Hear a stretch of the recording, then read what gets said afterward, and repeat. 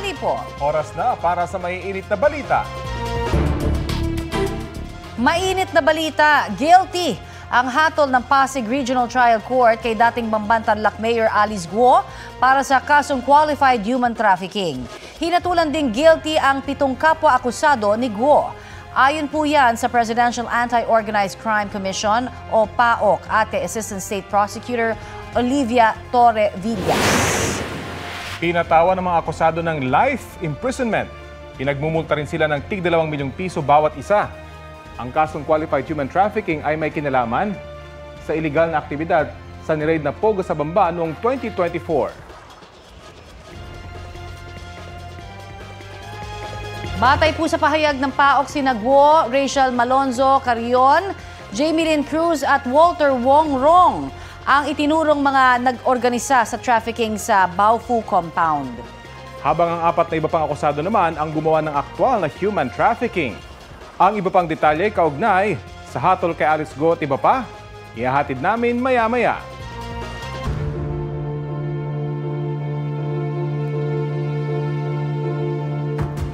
Mahigit 100 milyong piso ang inaasahang minimum na malilikom ng Bureau of Customs sa pagpapasubasta sa 7 luxury vehicles na kinumpiska mula sa mga diskaya. May ulat on the spot si Joseph Morong. Joseph? Yes, Connie, sinusubasta nga sa mga oras na ito yung 7 na mga luxury vehicles na mag-asawang diskaya dito sa Bureau of Customs. At kung makita nyo sa aking kanan, Connie, ang ganda, di ba? Rolls-Royce yan. Yan yung pinakamahal doon sa 7, 45 million pesos. Yan yung pinapasubasta ngayong araw. At ang tinataya ng Bureau of Customs nga na magkakalikom ang gobyerno ng minimum na 103 million pesos mula doon sa mga 7 mga sasakyan na mga diskaya. Ipinakita pa ni DPWH Secretary Vince Dizon.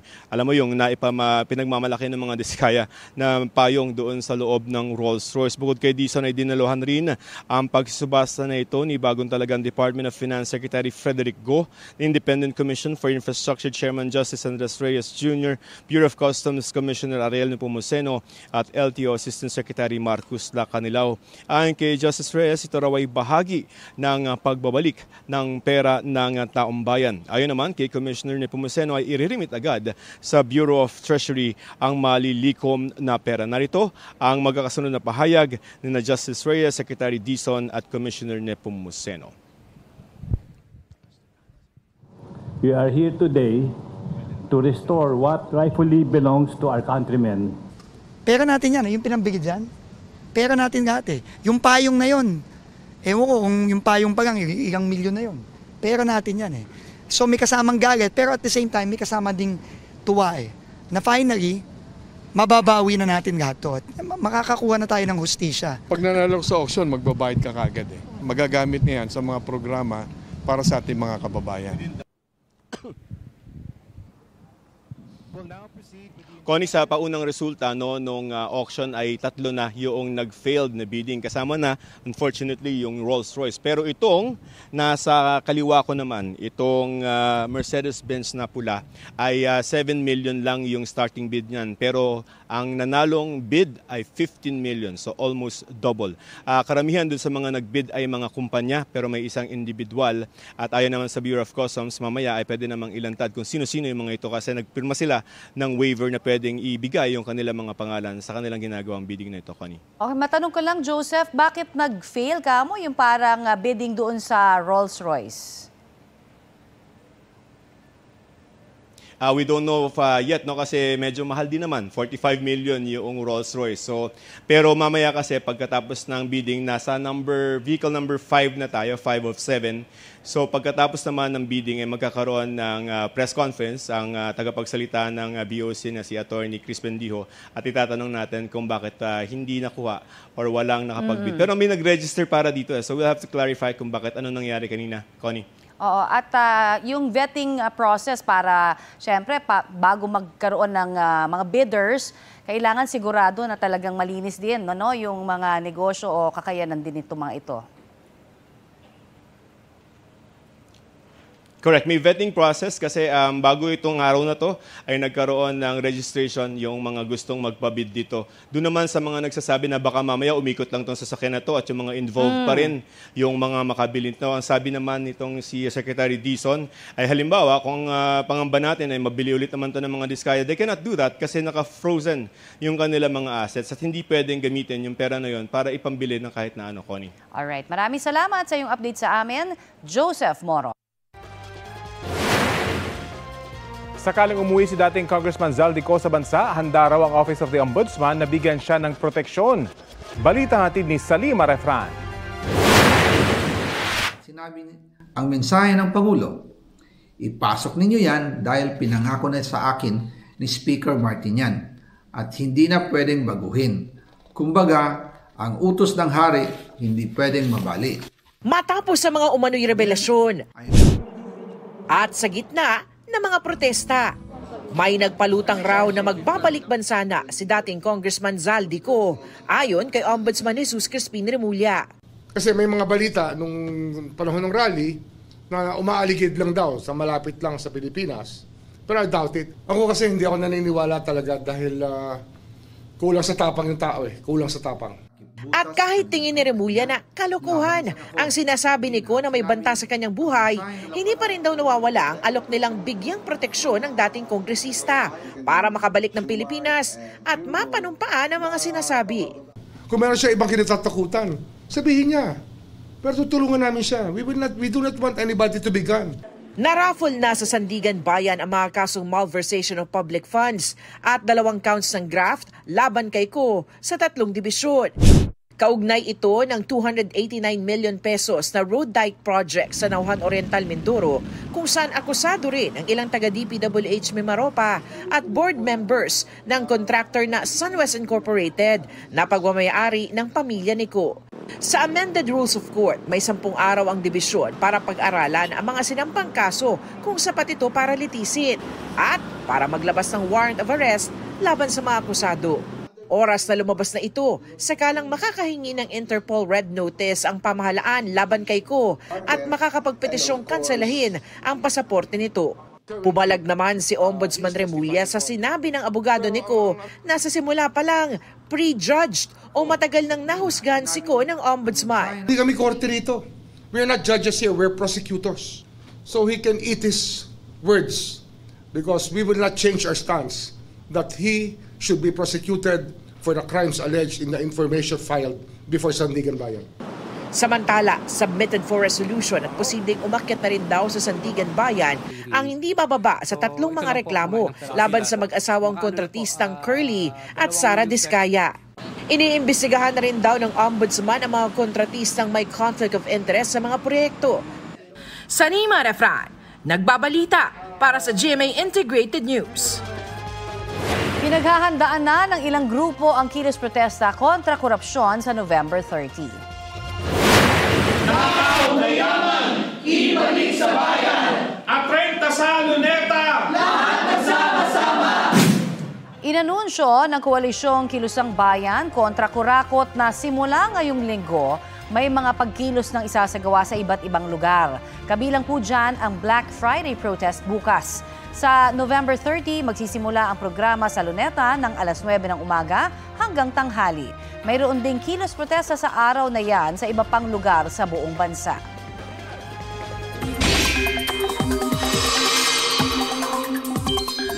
Nagdulot ng baha at landslide ang ilang weather systems na nakakaapekto sa bansa. Sa Digos, Davao del Sur, may ilang motoristang stranded matapos umapaw ang sapa. Balitang hatid ni Bam Alegre.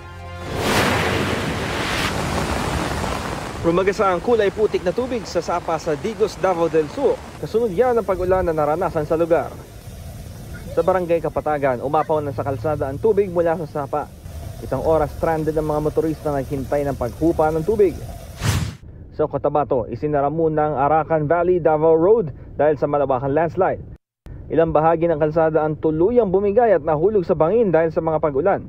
Nagsagawa na ng assessment ang local office ng DPWH. Nagtalaga na rin sila ng mga alternatibong ruta na pwedeng daanan ng mga motorista. Intertropical Convergence Zone o ITCZ ang nagdulot ng masamang panahon sa Mindanao ayon sa Pag-asa. Shear line naman na nagpaulan sa ilang lugar sa Luzon gaya sa Santiago, Isabela. Sa Calayan, Cagayan, nasira ang ilang makeshift classroom sa barangay Babuyan, Claro dahil sa hagupit ng hangin at ulan. Yan ang ginagamit ng mga estudyante roon dahil hindi pa naisasaayos sa mga silid-aralan na nasira noong bagyong Nando. May pagguho ng lupa naman sa gilid ng bundok sa barangay San Miguel, Santa Pracedes. Tinanggal na ng mga otoridad ang guho na humambalang sa kalsada na patungong Ilocos Norte. Ginabi May, itinuloy rin ang clearing operation sa kabi-kabilang landslide sa Cabugao, Apayao. Kabilang dyan ang kalsadang nagdurugtong sa mga bayan ng Paner at Cabugao. Inulan din kahapon ang ilang lugar sa Bohol dahil naman sa easterlies. Nagmistulang ilog ang ilang kalsada sa Tagbilaran dahil sa baha. Bam Alegre, nagbabalita para sa GMA Integrated News. Mainit na panahon ang aasahan sa Metro Manila ngayong araw. Ayon sa Pag-asa, epekto yan ng easterlies o hangin na galing sa Pacific Ocean. Apektado rin ito ang ilang panig ng Luzon at Visayas. Posible pa rin magbuhos ng ulan ang easterlies. Shear line o salubungan ng amihan at easterlies ang magpapaulan ngayon sa Cordillera at ilang bahagi ng Cagayan Valley Region at Central Luzon. Higit na uulanin ng Palawan at Mindanao dahil sa Intertropical Convergence Zone o ITCZ. Apektado naman ng hanging amihan ang Ilocos Region at Batanes. Nakapagtala ng 16.8 degrees Celsius na minimum temperature sa Baguio City ngayong araw. 18.8 degrees Celsius sa Malaybalay, Bukidnon. 19 degrees Celsius sa Kasiguran, Aurora. 20.7 degrees Celsius naman ang minimum temperature sa Basco, Batanes. Habang 24.5 degrees Celsius dito po sa Quezon City. Isa sa ilalim ulit sa yellow alert ang Visayas Grid mamayang hapon. Ayon sa MGCP, mula po yan alas 5 ng hapon hanggang alas 7 ng gabi. Ibig sabihin ng yellow alert, manipis ang reserbang kuryente, kaya posibleng magkulang ang supply sa transmission grid kung magka-emergency. Isang planta sa Visayas Grid ang hindi nagagamit ngayon. Normal naman ang supply ng kuryente sa Luzon at Mindanao grids. Hulicam sa Quezon City, nagkabanggaan ang isang motorsiklo at isang SUV sa Quezon Avenue. Sugatan ang magkaangkas sa motorsiklo. Balitang hatid ni James Agustin.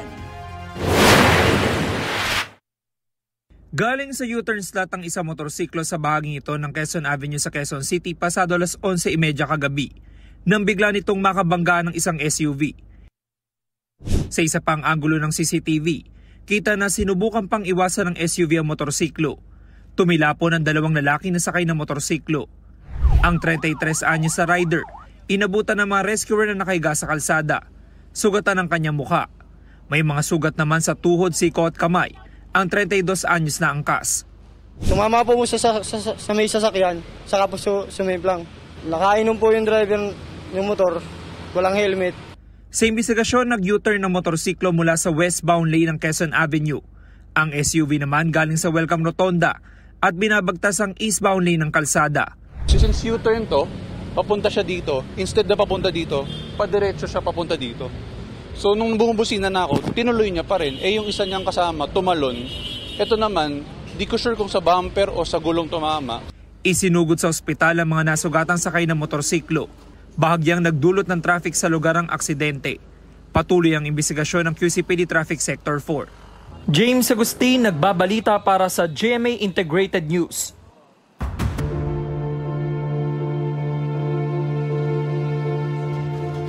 Iniimbestigahan ng Ombudsman ang mga idinawit ni Zaldico sa kanyang video kaugnay sa kung paano nangyari ang insertion sa 2025 national budget.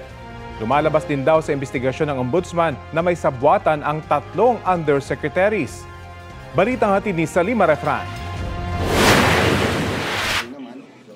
Kahit wala pang hawak na sworn statement ni dating Congressman Zaldico, gumugulong na ang motu proprio investigation ng Ombudsman sa mga binanggit ni Ko sa kanyang serye ng mga video sa social media. Kabilang dito sina dating Budget Secretary Amenah Pangandaman, dating House Speaker Martin Romualdez, dating Undersecretary Adrian Bersamin, at maging si Pangulong Bongbong Marcos. Even the President. Well, we have to look if it's possible na nangyari yun. It's something that we have to look at. Kasi logical flow lahat yan eh. It has to be believable in the first place. Kasama rin sa iniimbestigahan si dating Executive Secretary Lucas Bersamin. Possible din kasi may relationship siya rito eh. And it was his ward eh. Bago yan naging PLLO, USEC yan sa OP eh.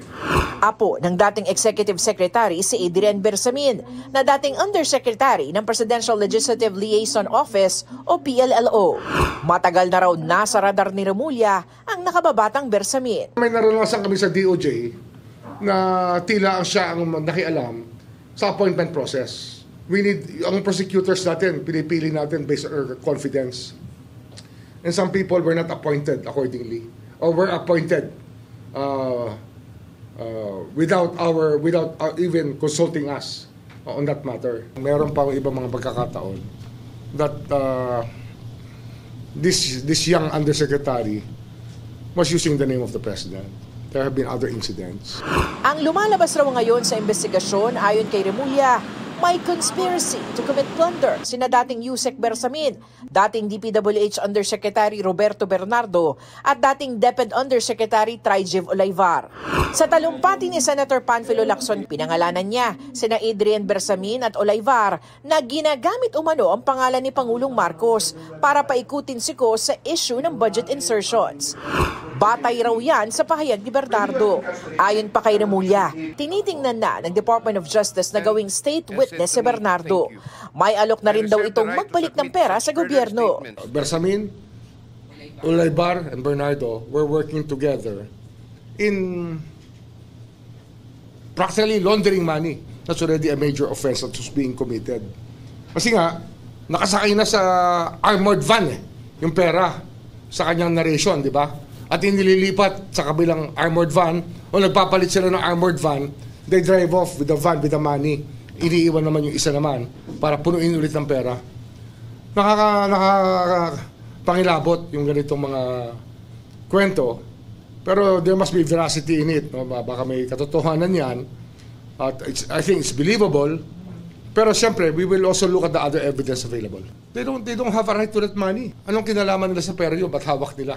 Sinisikap naming makuha ang panig ng mga nabanggit ni Remulla.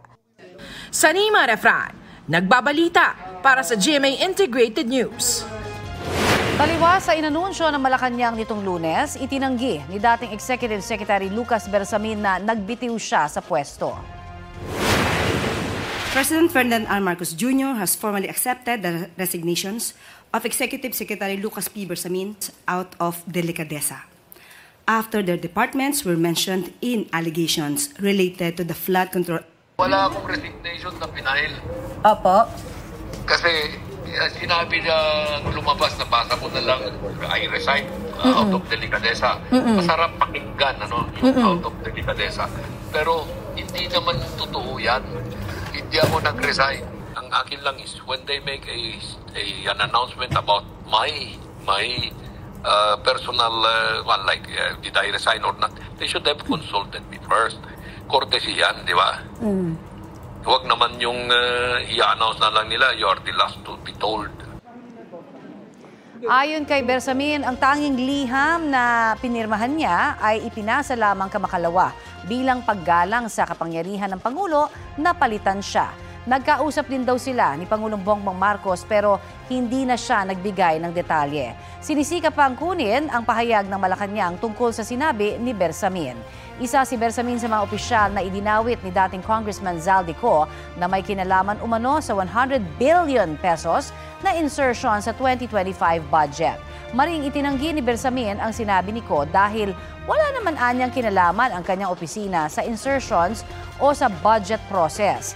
Dinipensahan din ni Bersamin ang kanyang apo na si dating PLLO Undersecretary Adrian Bersamin na binanggit din ni Ko sa kanyang video.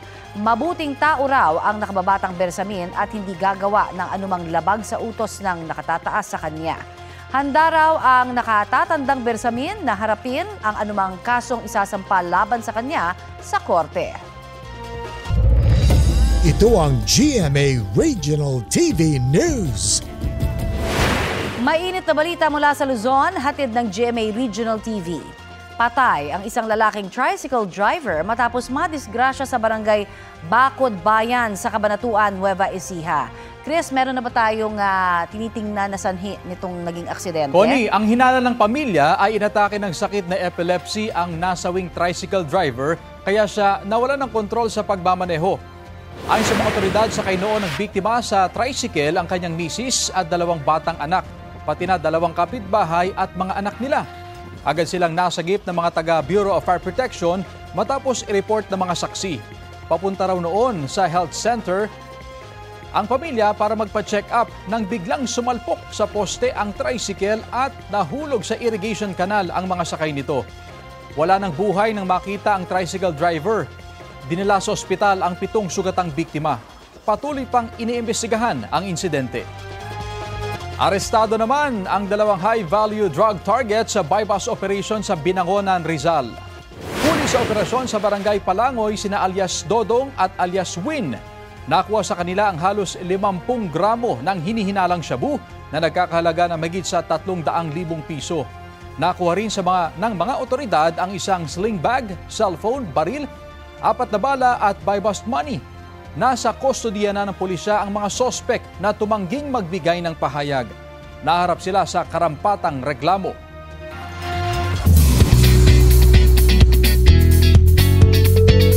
Webes latest na mga mare at pare, palaban ang karakter ni Andrea Torres na mapapanood sa Magpakailanman. Gaganap siya bilang Elaine, ang babaeng mararanasan ang bawal na pag-ibig kay Randy, played by Dion Ignacio. Sa huli, isang malaking revelasyon ang yayanig sa kanilang relasyon. Kakaibang kwento raw ang episode na Forbidden Love na siguradong kapupulutan ng maraming aral.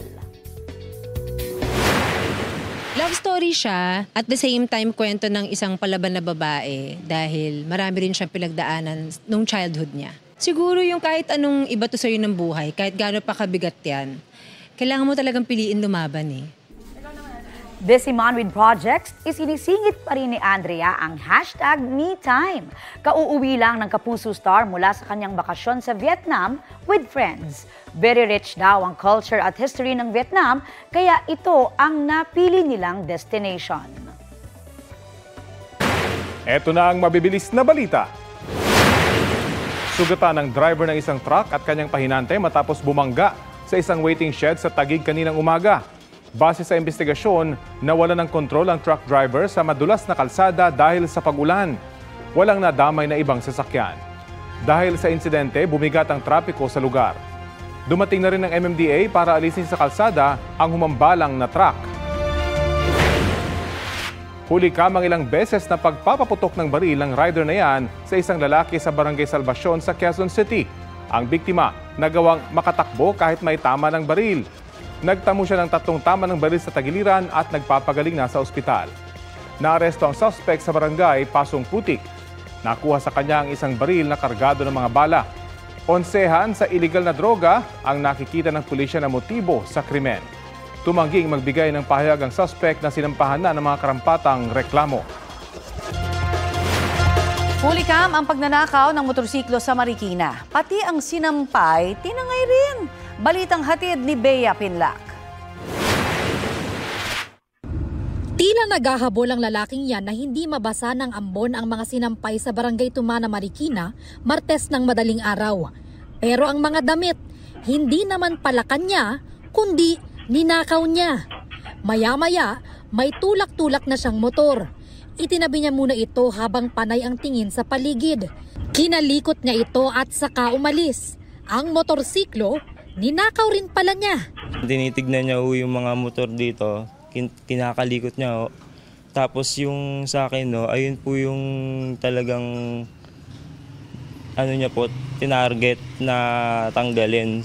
Ang pagkatanda ko po, nailak ko po. Di ko lang siguradong talagang nailak ko siya kasi manubela lang po yung linalak ko dun.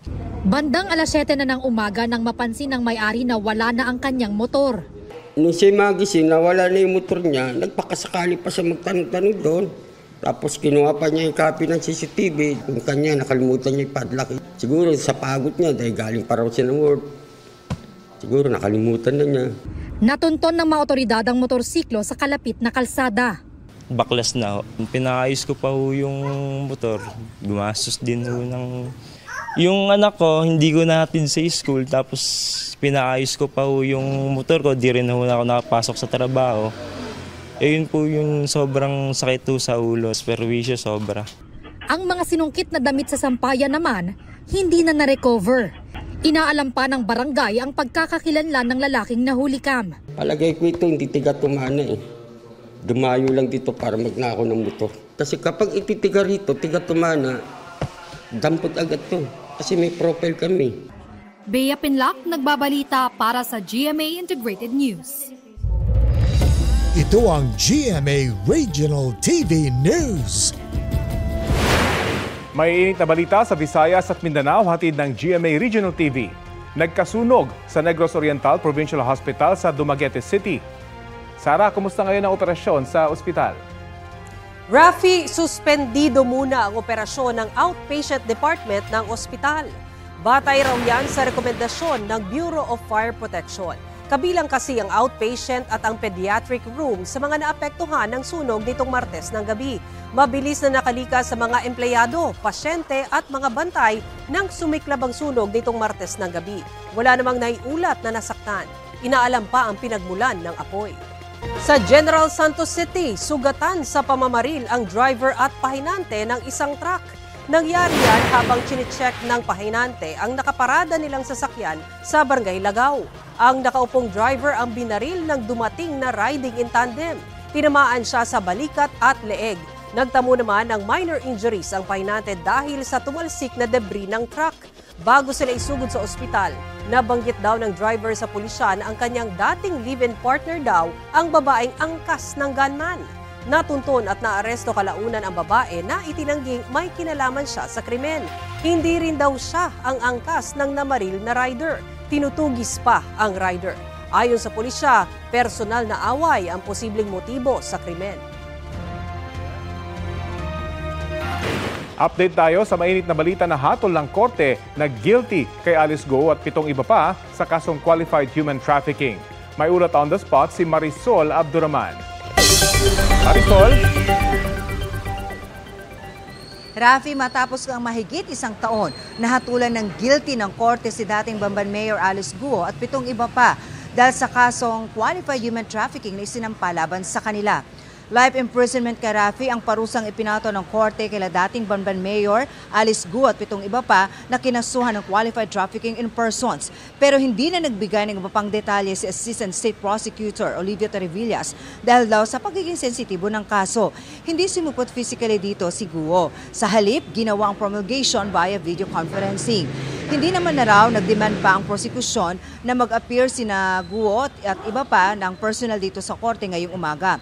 Samantala, bukod sa pagkakakulong, pinatawan din sina Guo ng tigda 2 bilyong piso na multa at forfeited din ang buong compound sa Tarlac. Ikinatuwa ng prosecution ang mabilis daw na naging aksyon ang naging takbo ng kaso Rafi na umabot lamang daw sa 1.5 taon.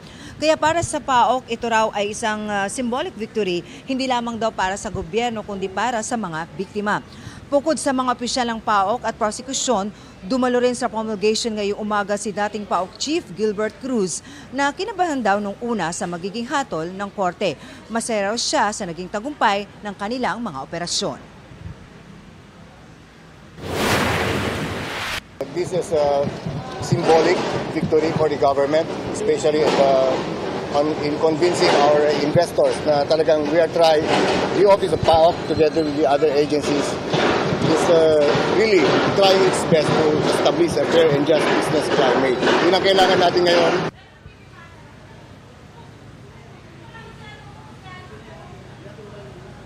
Rafi, after nga nitong promulgation, inaabangan na natin next kung kailan dadalhin itong si Alice Guo base nga doon sa ipinalabas na commitment order kasi kanina sa impormasyon na binigay sa atin ng prosecution, agad raw nagpalabas ng kautusan si judge na mailipat sa CIW or Correctional Institute for Women itong si Alice Guo. Alam mo Rafi, kanina bago mag-umpisa ang promulgation, namataan natin dito ang kanyang abogado pero alam mo hanggang ngayon nag-aabang pa rin tayo sa kanya rito pero hindi natin siya makita. Pero sa pagkakaalam natin, maglalabas daw siya ng statement para sa kanyang kliyente na si Alice Guo. Kaya antabayanan natin yan, Rafi. Maraming salamat, Marisol Abduraman. Pinangunahan ni Sparkle host comedian Pokwang ang relief operations para sa mga kababayan nating nasalanta ng mga nagdaang bagyo sa Talisay, Cebu. Tinatayang mahigit 500 families ang natulungan ni Pokwang sa barangay Biasong. Mainit silang sinalubong ng mga residente. Ang bahagi ng relief packs galing sa donasyon ng Filipino community sa Sacramento at San Francisco, California sa Amerika. Nagpasalamat din si Pokwang sa mga nagpaabot ng tulong at sa mga tumulong para maisakatuparan ang relief operation. Ilang programa ng Kapuso Network sa telebisyon, radyo at online ang pinarangalan sa 47th Catholic Mass Media Awards. Balitang hatid ni Jamie Santos. Wagi ang late-night newscast ng GMA Integrated News na saksi bilang Best News Program sa Catholic Mass Media Awards para ito sa episode sa bisperas ng libing ni Pope Francis noong Abril. Wagi rin ang iba pang programa at personalidad ng GMA Network Incorporated. Best Public Service Program at Best Special Event Coverage ang Kapuso Mo, Jessica Soho para sa Pope Francis, the People's Pope. Best TV Special ang The Atom Araulio Specials. Nanalo namang Best Comedy Program ang Bubble Gang. Best Drama Series or Program ang Pulang Araw. Habang Best Entertainment Program ang The Voice Kids. Itinanghal namang Best Children ang Youth Program ang I Believe. Wagi rin ang mga programa ng Super Radio DCWB. Best Educational Program ang Pinoy MD sa WB. Habang Best News Commentary ang Melo del Prado sa Super Radio DCWB. Ang panata kontra fake news ng GMA Integrated News itinanghal na Best Public Service Digital Ad. Kinilala rin ang Dapat Ganito, Kapuso, Mapagmahal sa Pamilya bilang Best Branded Digital Ad at Best Branded TV Ad. Para sa Best Adult Educational or Cultural Program, wagi ang Home Base Plus. Ginawaran ng special citation ang Biyaheng Totoo para sa Best TV Special Television. At ang For Better or Worse, The Plight of Filipino Farmers After 5 Years of Rice Tarification Law nina Ana Felicia Bajo at Ted Cordero ng GMA News Online bilang Best Investigative Report Print. Nakakuha rin ng special citation ang Fast Talk with Boy Abunda. Dami Mong Alam Kuya Kim, Double Weng sa Double B at DZWB Super Serbisyo, Trabaho at Negosyo. Ganon din ang Dapat Ganito, Kapuso, Makadiyos. Himig Panalangin ng GMA7 at Jesuit Communications at Business Matters ng GMA7 at TV8 Media Productions. Pinangunahan ni Manila Archbishop Cardinal Jose Advincula ang 47th Catholic Mass Media Awards. Binigyang diin niya ang mahalagang papel ng media sa pagbuhay ng budhi ng lipunan at sa paghahatid ng katotohanan.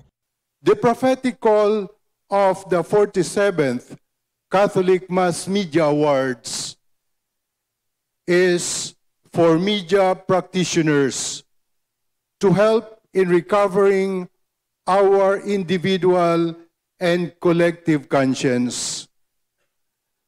Let us learn to enter our budhi once again. Jamie Santos, nagbabalita para sa GMA Integrated News.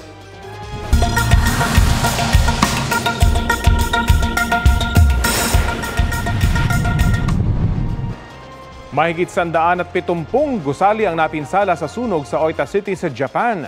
Mahigit 100 residente ang lumikas. Ang sunog umabot na rin sa gubat dahil sa malakas na hangin ayon sa local media. Ayon sa Fire and Disaster Management Agency, isa ang nasawi dahil sa sunog. Inaalam pa ang sanhi ng apoy. Sinasabing ito ang pinakamalalang urban fire sa Japan sa halos 50 taon. Balik tayo sa mga balita sa bansa. Sinilip ng GMA Integrated News Research ang Statement of Assets, Liabilities and Net Worth nina dating Pangulong Rodrigo Duterte at dating Vice President Leni Robredo noong 2022 at 2016. Balitang hatid ni Maki Pulido. Sa Statement of Assets and Liabilities ni dating Pangulo Rodrigo Duterte, 38 million pesos ang kanyang assets noong 2022 nang matapos ang kanyang panunungkulan. Mas mataas ito ng 13 million pesos kumpara sa unang taon ng kanyang pagkapangulo. Sa kanyang mga ari-ari ang nakalista sa 2022 SALN, 7 dito ay residential lots at isang house and lot sa Davao City at 2 ang sasakyan. Ang cash on hand ay halos 24 million pesos. May 1.5 million na binabayarang utang si Duterte kaya ang kanyang net worth nang magtapos ang termino ay 37.3 million pesos. Mas mataas yan kaysa sa net worth niya na mahigit 24 million nang maging Pangulo noong June 2016. Si dating Vice President at ngayon Naga City Mayor Leni Robredo naman, 27.5 million ang inilistang asset sa kanyang SALN noong 2022. Ito'y mula sa halos 18 million pesos na assets noong 2016. Sa mga ari-arian ni Robredo, nagdeklara siya ng 14 na lote na residential o agricultural at 3 bahay. Meron din siya noong 4 na sasakyan at share sa Meralco at Rockwell Land. Ang cash on hand na idineklara ni Robredo noong 2022 ay halos 17 million pesos.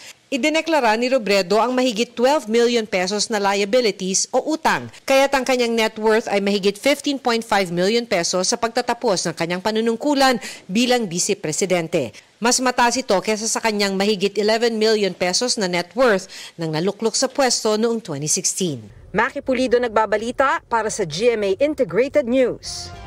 Kaugnay po sa pagsusubasta sa kinumpiskang luxury vehicle sa mga diskaya at iba pang usapin, kausapin po natin si Bureau of Customs Deputy Chief of Staff Chris Noel Bendijo. Magandang tanghali at welcome po sa Balitang Hali. Ma'am Connie, magandang tanghali po. Kanina po naiulat ni Joseph Morong na failed yung bidding sa ilang sasakyan, particular na daw doon sa Rolls-Royce. Ano ho ba ang dahilan? Kapag failed bidding, Ma'am Connie, ibig pong sabihin wala pong bidders na nag-participate doon sa ating auction, kung kaya dineklara po itong failed. I see. So, ire-rebid po ba natin yung mga sasakyan na hindi ho nasubasta ngayong araw? Tama po yan. No? Lahat po ng sasakyan na nadeklara failed bidding, magre-republish po kami ng notice. No? Pero bago po yan, babalik po tayo sa komite. Ipapare-compute po natin yung magiging floor price. Definitely po, bababaan po natin ito ng kaunti based sa mga parameters na allowed under sa batas po natin. At i-republish po natin in 5 days kung kailan po yung magiging next auction. Okay, at doon po sa 45 million plus para doon sa Rolls-Royce na kumbaga starting bid, bababaho ba nyo yun kung sakasakaling wala pa rin hong interesado na bumili niyan? Tama po. For the second auction itong Rolls-Royce na ito, we will recompute yung ating depreciation. Tataasan po natin yung percentage ng depreciation at iba pa pong factors para po mapababa yung floor price. Ipapare-auction po natin ito. At kung sakasakaling mag-failed bid pa rin po dun sa second auction, meron pa rin naman po tayong mga remedies available. Direct negotiation, may mag-offer po na bidders. So meron naman po tayong pamamaraan in the event na magkaroon po ng second failed bidding. Ilan ho ba ang na-bid out ngayon for itong subastahan po natin? For today po, ang successful po yung bidding, yung pong dalawang Mercedes-Benz na SUV, yung pong isang Lincoln Navigator, at ongoing pa po yung last, yung Bentley. Hintayin po natin yung magiging resulta nito. Okay, so total of 103, tama, million pesos po. At ito po ay mapupunta sa ating National Treasury, tama ho ba? Yun pong ating 103, that's the floor price. We'll come out with the final results kung ano po yung proceeds na generate ng ating auction today based doon sa 3 successful biddings. Yung proceeds naman po, ito po ay pupunta sa isang forfeiture fund ng BOC kung tawagin. Hindi naman po ito gagamitin ng BOC. Ito po ay i-revert sa National Treasury. Okay. At yung mga sinasabi ho na mga nag-bid dito, paano ho ang naging vetting process para masiguro ho dun sa mga nagdududa na baka may mga makapag-bid daw na galing din sa illegal naman, yung pera? Doon po sa registration process natin, Ma'am Connie, aside from paying the registration fee of 5,050 pesos, yung pong mga bidders natin ay pinasumitin natin ng kanilang ITRs, kanilang income tax returns, at patunay ng pagbabayad nito, duly stamped and received by the BIR. So nasi-check po natin yung kanilang purchasing power upang matiyak natin na hindi po talaga ito mga dummies lamang. So yun po yung naging vetting process natin upang matiyak na itong mga to ay may purchasing power, may kapasidad na bumili, at hindi po sila masasaklaw doon sa prohibitions na sila po yung importer, consignee, or nagmamayari ng mga smuggled na sasakyan. Kasama ho ba doon sa waiver yung kanilang privacy or pwedeng mai-announce din yung kanila ho mga pangalan kung sila ho ay nanalo doon sa bidding process? Mamaya po pagkatapos ng ating auction process, we'll come out with an announcement kung sino po yung mga successful bidders. kasama po yun sa kanilang pinirmahan na waiver kasi ang utos po ni Commissioner Ariel Nepomuceno ay talagang full transparency. No? So from start to finish of the auction process, ay talaga pong full transparency ang ating direktiba. Okay, marami pong salamat sa inyo pong ibinigay sa aming oras, sir. Thank you. Thank you very much for the opportunity. Good afternoon. Yan po naman si Bureau of Customs Deputy Chief of Staff Chris Noel Bendijo.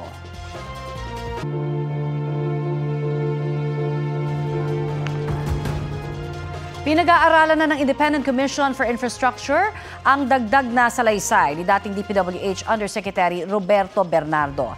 Dahil po dyan, hindi raw muna matutuloy ang nakatakdasa na ngayong linggo na bagong rekomendasyon ng mga papakasuhan kaugnay po sa issue sa flood control projects. Balitang hatid ni Joseph Morong. Pinag-aaralan na ng Independent Commission for Infrastructure o ICI ang supplemental affidavit na isinumite ni dating DPWH Undersecretary Roberto Bernardo. Ang affidavit na hawak ng ICI kapareho raw sa isinumite ni Bernardo sa Senado, kung saan isinangkot niya sa umano'y anomalya sa DPWH project sina Senador Chisa Escudero, Senador Jinggoy Estrada, Senador Mark Villar nung siya pa ang DPWH Secretary, dating Senador Nancy Binay, dating Senador Grace Poe at dating Senador Bong Revilla Jr. Idinawit din niya sina dating Caloocan Representative Mary Mitch Kahayon Uy, San Jose del Monte Mayor at dating Congresswoman Florida Robes at dating Ako Bicol Party List Representative Saldi Co. Kasama rin sina dating DPWH Secretary Manuel Bonoan at dating DPWH Undersecretary Catalina Cabral. Dahil sa isinumiteng supplemental affidavit ni Bernardo, hindi muna matutuloy ang nakatakdasa na ngayong linggo na pagre-rekomenda ng ICI sa Ombudsman ang dagdag na kasong isasampa kaugnay ng anomalya sa flood control projects. We're studying that. So we'll have a delay of maybe 10 days from last Friday. Hopefully we'll finish it. Hindi ba pinapangalanan ng ICI kung sino-sino itong tatlong dati at kasalukuyan ng mga senador na susunod nilang irerekomenda na pakasuhan sa Ombudsman? Pero ayon sa ICI, gagamitin nila itong affidavit o yung sinumpaang salaysay ni dating DPWH Undersecretary Roberto Bernardo laban sa kanila. Inakusahan din ni Bernardo si dating senador at ngayon Education Secretary Sonny Angara na tumanggap ng kickback. Kasama si Angara ng Pangulo sa pagpapasinaya ng bagong bihis na Field Sports Complex sa Pasig City. Dito sinabi ni Angara na wala siyang balak mag-resign dahil wala raw basihan at ebidensya ang mga akusasyon ni Bernardo. Number one, hearsay siya. Parang sinabi lang na may kausap, na may binigay daw para sa akin. Pangalawa, wala man lang transaksyon na binanggit, wala man lang detalye, di ba? So, parang sa akin, nag-deny na ako at saka okay na yun, tingin ko. Until maybe there's a more serious accusation. Naghain na ng kaso ang Ombudsman sa Sandigan Bayan laban kay Saldi Co at iba pa kaugnay ng flood control project sa Oriental Mindoro. Pinalalagay na ng ICI sa Immigration Lookout Bulletin ang mga kinasuhan.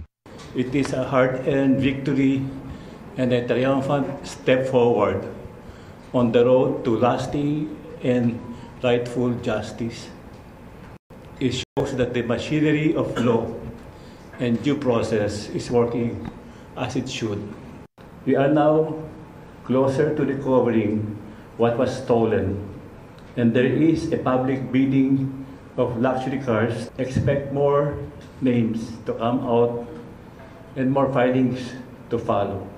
Joseph Morong nagbabalita para sa GMA Integrated News. Ito ang GMA Regional TV News. Kakabalik lang ng kuryente pero muling nag-brownout sa isang barangay sa Kapalonga, Camarines Norte. Nag-alapar-works ang pagkislap ng mga linya ng kuryente sa posting yan sa barangay San Roque. Ayon sa mga residente, nangyari yan matapos bumalik ang supply ng kuryente sa lugar na nawala noong bagyong Uwan. Walang naiulat na sugatan sa insidente. Naiparating na raw sa Camarines Norte Electric Cooperative ang insidente para maayos ito. Ipinapahinto na ang search and retrieval operations para sa mga nawawalang residente sa pananalasa ng Bagyong Tino sa Negros Occidental. Ayon sa Office of Civil Defense Negros Island Region, maaari pa ring mag-request ang mga kaanak ng nawawalang residente kung gusto nilang ipagpatuloy ang paghahanap. Ipinapahinto na ang search and retrieval operations para sa mga nawawalang residente sa pananalasa ng Bagyong Tino sa Negros Occidental. Ayon sa Office of Civil Defense Negros Island Region, maaari pa ring mag-request ang mga kaanak ng nawawalang residente kung gusto nilang ipagpatuloy ang paghahanap. Case-to-case basis na raw ito. Aminado ang OCD na naging mahirap ang operasyon sa loob ng mahigit 2 linggo dahil hindi pa natatapos ang clearing operations ng ilang LGU. Sa datos ng Negros Occidental Provincial Disaster Risk Reduction and Management Office, halos 70 ang natalang nasawi sa Bagyong Tino habang 46 pa ang nawawala.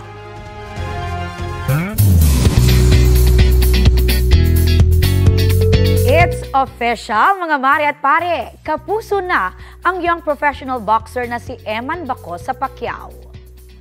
Mula sa boxing ring, sumabak sa contract signing ng Sparkle GMA Artist Center si Eman. Present sa event sina GMA Network Executive Vice President and Chief Financial Officer Felipe S. Yalong, GMA Network Senior Vice President Attorney Annette Gozon Valdez, GMA Pictures Executive Vice President and Senior Vice President for GMA Public Affairs, Nessa Valdelion. Sparkle GMA Artist Center First Vice President Joy Marcelo. Sparkle Assistant Vice President for Talent Imaging and Marketing Jenny Donato. At iba pang Kapuso officials. Maraming salamat, Eman, and your family for considering Sparkle to manage kami. We're so lucky na you'll be given this opportunity ng Sparkle. In fact, pausap ko nga sila, Annette at sila Joy, sabi ko, I think he is a natural action star in the making. Doon, nakita natin na talagang in-embrace siya ng buong bansa.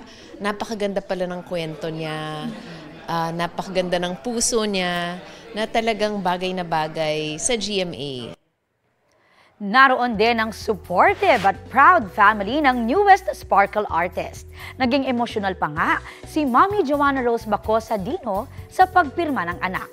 Chika ni Eman sa inyong kumare, blessed at grateful siya sa mainit na pagtanggap ng kanyang Sparkle family. Ano naman kaya ang payo ni pambansang kamao Manny Pacquiao para kay Eman? Always stay humble, stay true to yourself para hindi maligaw yung landas mo. Hindi ka mapilitan sa mga bagay na ayaw mo naman po. Ganun. And always pray to God. Ganun.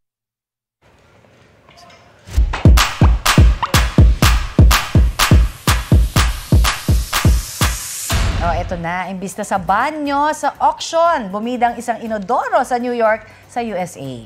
Gawa daw kasi ito sa purong ginto. At naisubasta sa tumataginting na presyo. Presenting, ito na ang obrang America ng Italian artist na si Maurizio Cattelan. At yari po ang sculpture sa 18 karat gold lang naman at may bigat na mahigit 100 kilos yan. Mare, going up ang presyo ng Golden Inodoro sa auction hanggang naisubasta sa halagang $12 million o katumbas yan ng mahigit 700 million pesos. Wow! Satirical daw na tinatalakay ng artwork ang konsepto ng yaman at halaga. Gawa man sa precious metal ang toilet, fully functional daw ito o pwedeng gamitin. Wow na wow! Parang ayaw mong gagamitin naman yan pag ganyan. 700 million pesos. No? At nanakaw yung isang nauna niyan. Kaya dapat bantayan nila ng husto yan. Ito po ang Balitang Hali. Bahagi po kami ng mas malaking misyon. 35 araw na lang, Pasko na. Ako po, si Connie Season. Rafi Tima po. Kasama nyo rin po ako, Aubrey Carampel. Para sa mas malawak na paglilingkod sa bayan. Mula sa GMA Integrated News, ang News Authority ng Pilipino.